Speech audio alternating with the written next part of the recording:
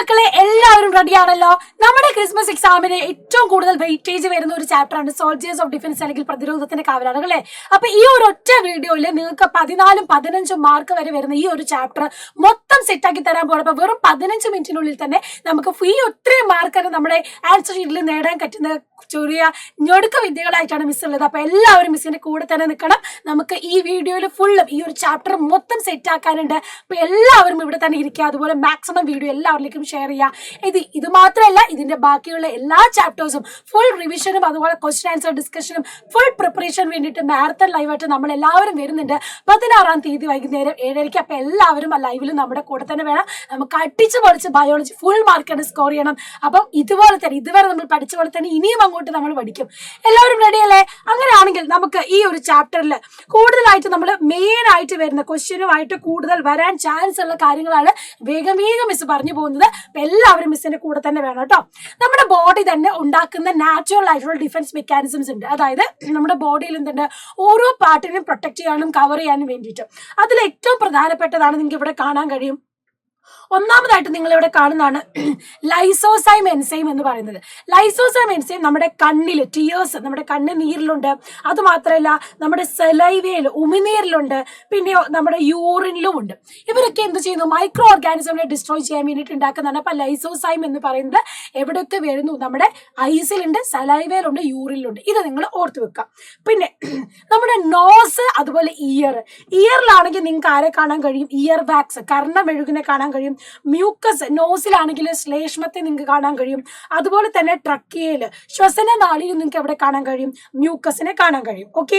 ഇനി ആമാശയത്തിലാണെങ്കിലോ ആസിഡ് ആണ് പ്രിവെന്റ് ചെയ്യുന്നത്. മൈക്രോ ഓർഗാനിസം ഒക്കെ പ്രിവെന്റ് ചെയ്യാൻ വേണ്ടി നമ്മുടെ സ്റ്റൊമക്കില്, നമ്മുടെ ആമാശയത്തിൽ ആരാണുള്ളത്, HCl ആണ് ഉള്ളത്. പിന്നെയോ അതേപോലെ തന്നെ കുടലിലും നമ്മുടെ ഇൻറ്റസ്റ്റൈനിലും ആരുണ്ട്, മ്യൂക്കസ് ഉണ്ട്. കണ്ടല്ലോ. അപ്പൊ മ്യൂക്കസ് എവിടെയൊക്കെ ഉണ്ട്, നമ്മുടെ നോസിലുണ്ട്, നമ്മുടെ അന്നനാളത്തിലുണ്ട്, അതുപോലെ നമ്മുടെ ഇൻറ്റസ്റ്റൈനിലുണ്ട്. ലൈസോസൈം എൻസൈം എവിടെയൊക്കെ ഉണ്ട്, നമ്മുടെ കണ്ണിൽ ടിയേഴ്സിലുണ്ട്, സലൈവയിലുണ്ട്, യൂറിനിലുണ്ട്. പിന്നെ ഇയർ വാക്സ് ഉണ്ട്, നമ്മുടെ കർണമെഴുകുണ്ട്, നമ്മുടെ ചെവിയില്. അതുപോലെ തന്നെയോ ബാക്കി നമ്മൾ പറഞ്ഞത് HCl ആണ്, അത് ആമാശയം. ഈ പോയിന്റ് നിങ്ങൾ ഓർത്ത് വെച്ചോ. ഇതിൽ 2-3 മാർക്ക് അല്ലെങ്കിൽ 1-2 മാർക്കിനൊക്കെ ക്വസ്റ്റ്യൻ വരുന്ന ഒരു ഭാഗമാണ്. ഇനി defence mechanism in our body, ശരീരത്തിലെ പ്രതിരോധ പ്രവർത്തനങ്ങളാണ്. നോക്കുക, നമ്മുടെ ബോഡി സെക്രീഷൻസ് എന്ന് പറയുന്നത് 2 തരത്തിലാണ് നമ്മൾ പഠിക്കുന്നത്. അതായത് നമുക്ക് ബോഡി കവറിങ്സ് ഉണ്ട്, അതുപോലെ തന്നെ സെക്രീഷൻസ് ഉണ്ട് അല്ലെ. ബോഡിയിലെ മൊത്തം കവർ ചെയ്ത് നമുക്ക് സ്കിൻ ഉണ്ട്, അതേപോലെ തന്നെ മ്യൂക്കസ് മെംബ്രെയിൻ. ഇതൊക്കെ എവിടെയാണ്, നമ്മുടെ ബോഡീനെ കവറിംഗ് ആയിട്ട്, ശരീരത്തിലെ ആവരണമായിട്ട് നിൽക്കുന്നതാണ്. അതല്ലാതെ എന്താണ്, സെക്രീഷൻസ് ഉണ്ട്. നമ്മൾ നേരത്തെ പറഞ്ഞ ടൈപ്പ് എൻസൈംസ്, സലൈവ, ടിയേഴ്സ്, ഇതൊക്കെ എന്താണ്, എൻസൈംസ് ഒക്കെ പ്രൊഡ്യൂസ് ചെയ്തിട്ടുള്ള സെക്രീഷൻസ് ആണ്. അപ്പൊ ബോഡി കവറിങ്സ്, സെക്രീഷൻസ്, അതാണ് ഇവിടെ പറയുന്നത്. Skin, mucus membrane, saliva, tear ഒക്കെ ബോഡി കവറിങ്സും സെക്രീഷൻസും. രണ്ടാമതായിട്ടുള്ള ബോഡി ഡിഫൻസ് മെക്കാനിസം ആണ് ബോഡി ഫ്ലൂയിഡ്സും ശരീരദ്രവങ്ങളും. നമ്മുടെ ബോഡിയിലുള്ള ഫ്ലൂയിഡ്സ്, അതാണ് ബ്ലഡ്, ലിംഫ്, രക്തം. ഇതൊക്കെ എന്താ വരുന്നത്, നമ്മുടെ ബോഡി ഉണ്ടാക്കുന്ന ഫ്ലൂയിഡ്സ്, ശരീരത്തിൽ ഉണ്ടാക്കുന്ന ദ്രവങ്ങളെയാണ്. ഓക്കെ. അപ്പൊ സ്രവങ്ങളും ദ്രവങ്ങളും മാറിപ്പോവരുത്.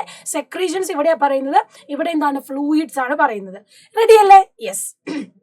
ഇനി ഈ ഒരു 2 കാര്യങ്ങൾ ഇമ്പോർട്ടന്റ് ആയിട്ട് ഓർത്ത് വെക്കണം. ഈ ഒരു ഫ്ലോ ചാർട്ട് നിങ്ങൾ ഓർത്ത് വെക്കുക. വേർഡ് പെയർ ആയിട്ടും മാത്സ് ഫോളോയിങ് ഒക്കെ ആയിട്ട് ചോദിക്കുന്നതാണ്. നോക്കുക, a protein called keratin present at prevent the entry of dash prevent the entry of germs അല്ലെ. ഡാഷിൽ കാണപ്പെടുന്ന കെരാറ്റിൻ എന്ന പ്രോട്ടീൻ രോഗാണുക്കളെ തടയുന്നു. എവിടെയാണ് ഈ കെരാറ്റിൻ എന്ന പ്രോട്ടീൻ കാണപ്പെടുന്നത്?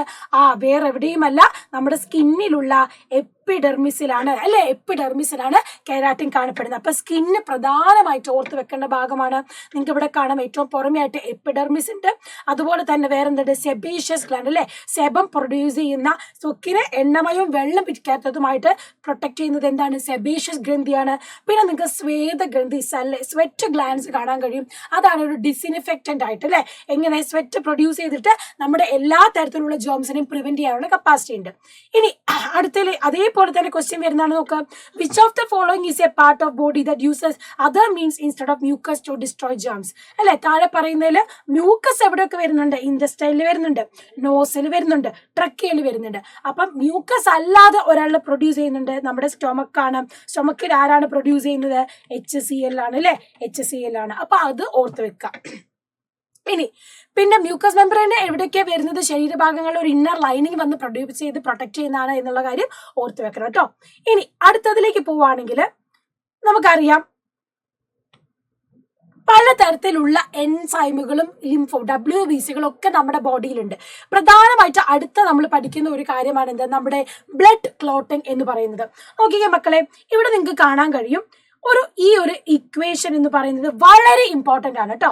നമ്മൾ ആദ്യം നോക്കുന്നത് ബ്ലഡ് ക്ലോട്ടിംഗ് ആണ് കേട്ടോ, രക്തം കട്ട പിടിക്കുന്നത്.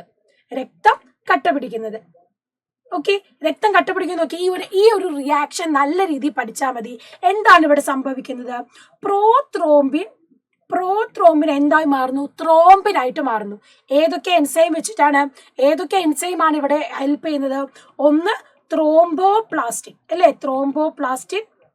അത് കൂടാതെ ഒരു വിറ്റാമിനും കൂടിയുണ്ട്, അതാണ് എന്ത്, വിറ്റാമിൻ K എന്ന് പറയുന്നത്. അപ്പൊ പ്രോത്രോംബിനെ ത്രോംബിനാക്കുന്നത് ത്രോംബോപ്ലാസ്റ്റിന്റെ സഹായത്തോടെയാണ്. അതുപോലെ വിറ്റാമിൻ Kയും കാൽഷ്യം അയോൺസും കൂടെ ചേർന്നിട്ടാണ്. ഇനിയോ ഈ ത്രോംബിൻ എന്താക്കി മാറ്റുന്നു? യെസ്, ഈ ത്രോംബിൻ എന്ത് ചെയ്യുന്നു?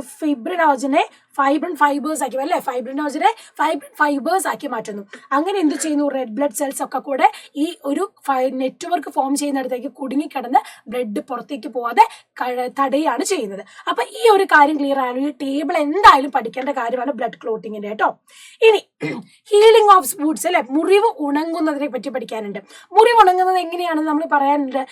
പല ടിഷ്യൂസ് അവിടെ വരും, ടിഷ്യൂസ് ഒക്കെ ഡെഡ് ആയി പോയിട്ടുണ്ടായെങ്കിലും പിന്നീട് എന്ത് ചെയ്യും? അവിടെ റിക്കവർ ചെയ്ത് എന്ത് ചെയ്യും? മുന്നോട്ട് കയറി വരുന്നതാണ്. അത് മാത്രമല്ല, പ്രധാനപ്പെട്ട മറ്റൊരു ഇമ്പോർട്ടന്റ് ആയിട്ടുള്ളതാണ് എന്ത്, നമ്മുടെ ഫാഗോസൈറ്റോസിസ് അല്ലെ.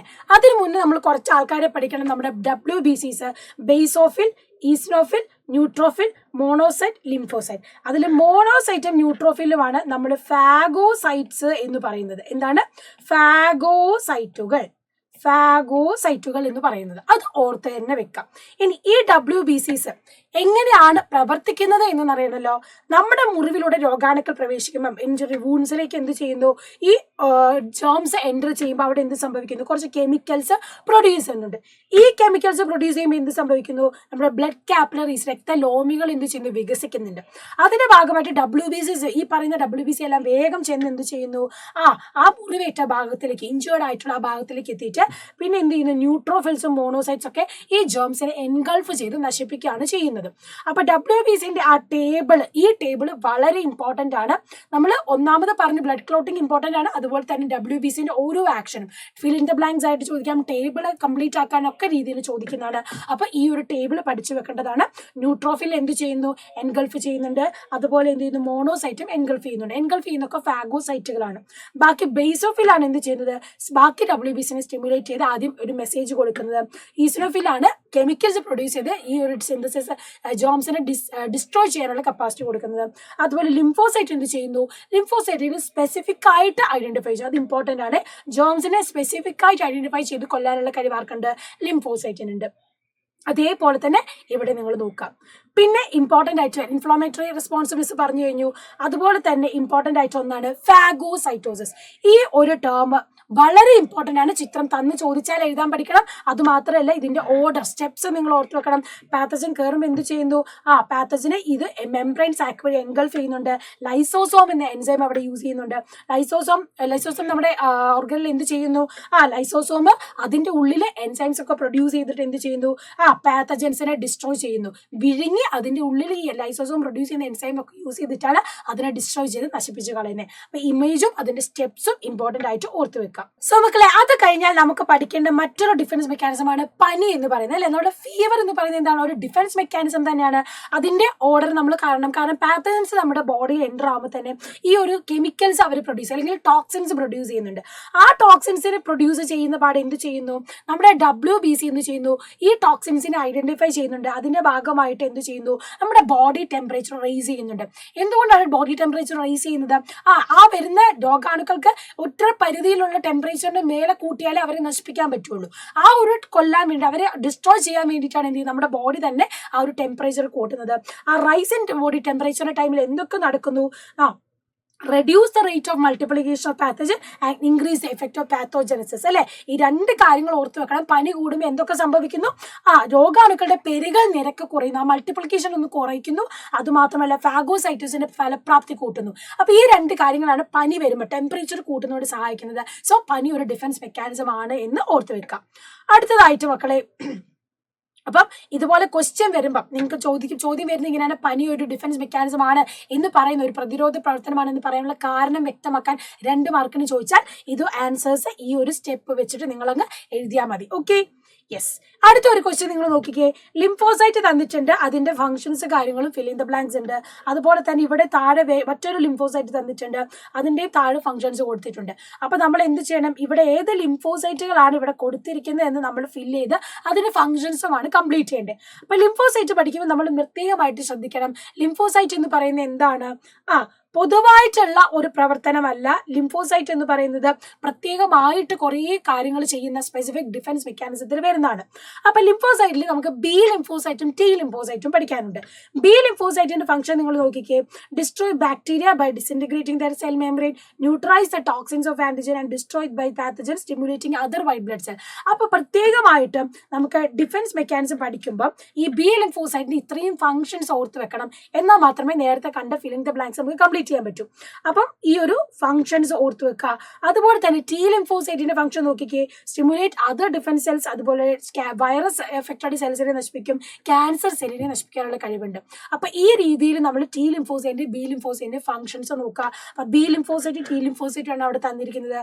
ബി ലിംഫോസൈറ്റിന്റെ ഫംഗ്ഷൻ ആണ് എന്താ? രോഗാണുക്കളെ ഉത്തേജിപ്പിച്ച് നശിപ്പിക്കുക. അതുപോലെ എന്ത് ചെയ്യുന്നു? സ്റ്റിമുലേറ്റ് ചെയ്യുക WBCനെ. ടി ലിംഫോസൈറ്റിന്റെ ആണ് നമ്മുടെ പ്രതിരോധ കോശങ്ങളെ ഉത്തേജിപ്പിക്കാനും വൈറസ് ബാധിച്ച കോശങ്ങളെ നശിപ്പിക്കാനും അവരെ സഹായിക്കുന്നു എന്ന് പറയുന്നത്. അപ്പൊ ഈ രീതിയിൽ എന്ത് ചെയ്യുക, അതിന്റെ ഫംഗ്ഷൻസ് മനസ്സിലാക്കി ഫില്ലിംഗ് ദ ബ്ലാങ്ക്സ് കംപ്ലീറ്റ് ചെയ്യാൻ പഠിച്ച് തന്നെ വെക്കണം കേട്ടോ. പിന്നെ എന്തൊക്കെയാണ് നമ്മുടെ ബ്ലഡ് ആൻഡ് ഡിഫൻസ് മെക്കാനിസം? ഒന്ന് നമ്മൾ പറഞ്ഞു പനി, അതുപോലെ ആന്റിബോഡീസ് പ്രൊഡ്യൂസ് ചെയ്യണമെന്ന് പറഞ്ഞു. പിന്നെ എന്തൊക്കെയാണ് നമുക്ക് പഠിക്കാനുള്ളത്? ഇൻഫ്ലമേറ്ററി റെസ്പോൺസ് ഉണ്ട്, phagocytosis, blood clotting. Inflammatory response miss നേരത്തെ പറഞ്ഞ വിംഗ പ്രക്രിയ, അവിടേക്ക് ഫാഗോസൈറ്റ്സുകൾ ഓടി വരുന്നു. ആ ഒരു ഫംഗ്ഷൻ നടക്കുന്നതുകൊണ്ടാണ് എന്ത് ചെയ്യുന്നത്, അവിടെ ഒരു ഇൻഫ്ലമേഷൻ വരുന്നത്. അതിന്റെ സ്റ്റെപ്സും ആ പിക്ചറും ഇമ്പോർട്ടന്റ് ആയിട്ട് ഓർത്ത് വെക്കേണ്ടതാണ്. പിന്നെ ഇമ്പോർട്ടന്റ് ആയിട്ടുള്ളതാണ് എന്ത്, നമ്മുടെ ലിംഫ് നോഡ്സിൽ. ലിംഫില് നമ്മുടെ പ്രത്യേകത സ്പ്ലീനിലും ലിംഫിലും എന്താണ്, ലിംഫോസൈറ്റുകളാണ് എന്ത് ചെയ്യുന്നത്, ഈ വരുന്ന അവിടുത്തെ ഡിഫൻസ് മെക്കാനിസംസ് കാര്യങ്ങൾ ചെയ്യുന്നത്. ഓക്കെ, ഈ പിക്ചറിൽ നിങ്ങൾക്ക് തന്നിട്ട് ചിലപ്പം ഫിൽ ഇൻ ദ ബ്ലാങ്ക്സ് ചോദിക്കാം. സോ ലിംഫ് നോഡ്, സ്പ്ലീന് ഓർത്ത് വെക്കാം കേട്ടോ. ഇനി ഇമ്മ്യൂണൈസേഷൻ എന്ന് പറയുമ്പോൾ ആദ്യം ഓർത്ത് വെക്കണം, എഡ്വേർഡ് ജെന്നർ ആണ് ഇമ്മ്യൂണൈസേഷൻ ആദ്യമായിട്ട് കൊണ്ടുവന്നിരിക്കുന്നത്.